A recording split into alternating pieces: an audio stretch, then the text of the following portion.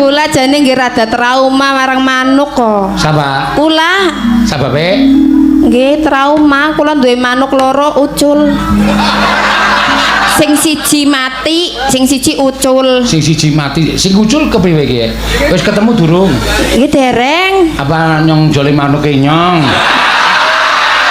Napa jenengan kagungan manuk?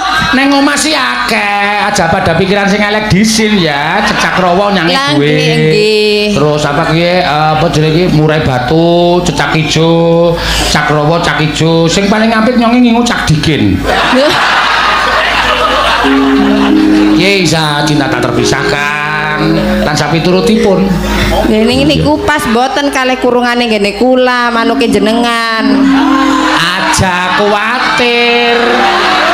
Mungkin nek boten pas nek nganti ucul meneh ngepripun.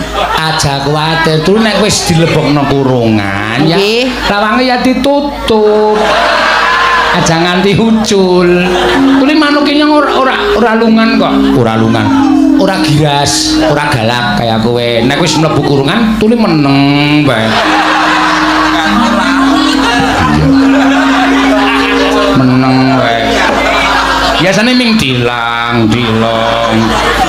Meneng niku engko gen suwe mati kaya manuke kula sing pertama. Aja ngomong sing elek lah. Lah manuke kula sing pertama niku mati kok. Tuli kurungane elek kowe. Oh, niku mboten merga kurungane nek sing mati. Pakane ya. Pakane tempe bosok. Langsung mati. Waduh, manuke ngongso timen ki. Wis bosok barang wis dipangan. Ya aja tempe bosok terus manuk sing apik iki ya. Tempe beda. sing semangit nika lho. Ya sing semangit. Ya, Pak. Mangga, Mbak. Nah, mengko nek ngrembug manuk terus malah ora apik kedadiane. Kriwikan dadi manuk, anu kriwikan dadi grojogan.